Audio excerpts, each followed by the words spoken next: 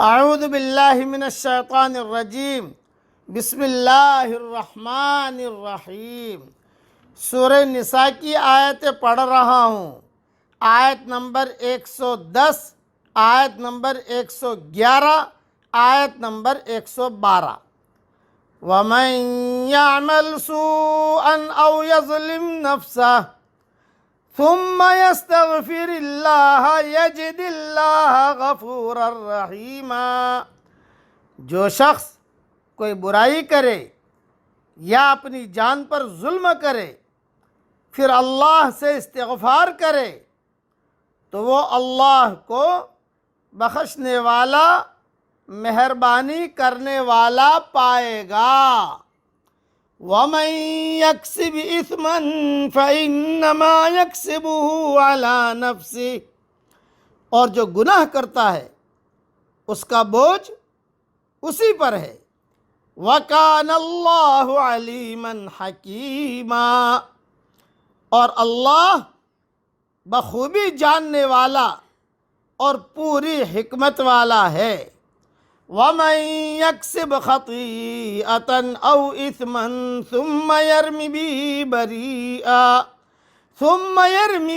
بَرِيئًا فَقَدِ احْتَمَلَ بُهْتَانًا وَإِثْمًا مُبِينًا۔ اور جو شخص کوئی گناہ یا خطا کر کے کسی بے گناہ کے ذمے تھوپ دے، اس نے بہت بڑا بہتان اٹھایا اور کھلا گناہ کیا۔ اس کی تھوڑی سی تشریح سن لیجیے۔ روایتوں میں آتا ہے، قبیلہ تھا بنی عبیرق کہ چوری خود کی اور تہمت کسی اور پر دھر دی۔ یہ زجر توبیخ عام ہے، جیسے مسلمانوں میں بھی ہوتا ہے۔ گناہ کرے کوئی اور ڈال دیا کسی اور پر، کیونکہ گناہ کرنے والا جو ہے یہ تھوڑا سا ہٹا کٹا ہے، مضبوط ہے، لوگوں میں اس کی تھوڑی سی بات چلتی ہے، تو کسی اور پر ڈال دیا کہ یہ اس نے گناہ کیا ہے اور اس کو جو ہے جیل میں ڈلوا دیا۔ یہ سخت گناہ ہے۔ اس کو قرآن میں کہہ رہے ہیں کہ جس طریقے سے چوری خود کی اور تہمت کسی اور پر دھر دی، اسی لیے کہتے ہیں کہ اس قسم کی بدخصلتوں سے مسلمانوں کو سب کو بچنا چاہیے کہ یہ بہت بڑا گناہ ہے۔ اللہ کو تو معلوم ہے گناہ کس نے کیا ہے، اللہ کو معلوم ہے۔ بعض مرتبہ ایک بیٹے سے گناہ ہوتا ہے لیکن وہ بیٹا جو ہے ذرا اچھا لگتا ہے تو دوسرے بیٹے کے سر پہ ڈال دیا۔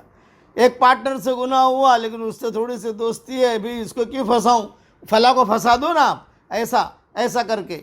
تو اس کو قرآن میں وضاحت کر دیا گیا کہ جو شخص کوئی گناہ یا خطا کر کے کسی بے گناہ کے ذمے تھوپ دے تو اس نے بہت بڑا بہتان اٹھایا اور کھلا گناہ کیا۔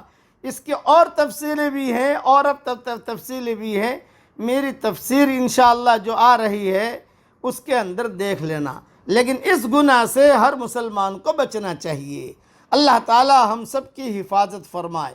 اور ایک بات اور فرمائی کہ بھئی گناہ ہو گیا تو اور اب دل میں آ گیا کہ میں نے گناہ کیا ہے، وَكَانَ اللَّهُ غَفُورًا رَحِيمًا، اللہ تعالیٰ معاف کرنے والا بھی ہے۔